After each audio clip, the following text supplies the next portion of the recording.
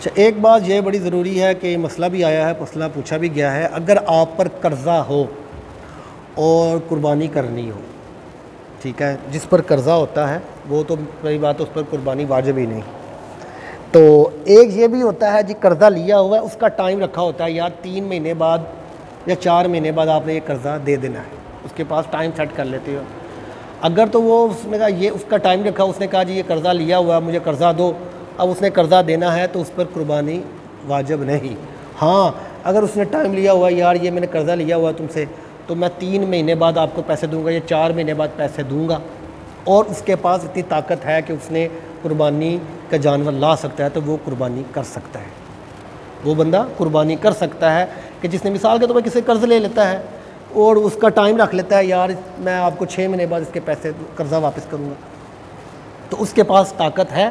تو وہ جو ہے وہ قربانی کر سکتا ہے۔ یہ چیز ذہن نشین کرنی۔ اور تیسری ایک بات یہ بھی بڑی ضروری ہے کہ کھال جو ہوتی ہے، اکثر یہاں مسئلے چلتے ہیں کھال کے متعلق۔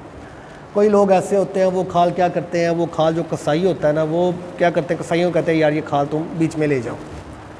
ٹھیک ہے، کھال کسائیوں کو پکڑا دیتے ہیں یار تم ہی لے جاؤ، تو وہ جو ہے نا وہ کھال پھر وہ قربانی جو ہے وہ صحیح نہیں ہوتی۔ کھال، ہاں کھال آپ اگر کسی کے غریب کو دے دیں یا کسی ادارے کو دے دیں، یا پھر اس کھال کو بیچ کر اس کے پیسے آپ کسی ادارے میں دے دیں، مسجد میں دے دیں، یا کسی غریب کو دے دیں، مستحق کو دے دیں، یہ لگ جاتا ہے، ٹھیک ہے، یہ ضرور کریں۔ یا تو آپ کسی ادارے وغیرہ میں کھالیں دے دیں، ٹھیک ہے، یا کسی غریب کو دے دیں، یا پھر آپ کھال بیچ دیں، بیچ کر وہ جو پیسے ہیں وہ پیسے آپ نے قربانی والے کسائی کو نہیں دینے، وہ جو پیسے ہیں کھال کے وہ آپ کسی غریب کو دے دیں، کسی ٹرسٹ میں جمع کرا دیں یا کسی ادارے میں جمع کرا دیں، اس طرح وہ کھال کے پیسے آپ نے لگانے ہیں۔ اس کے علاوہ آپ نے کھال کو کہیں اور طریقے میں استعمال نہیں کرنا۔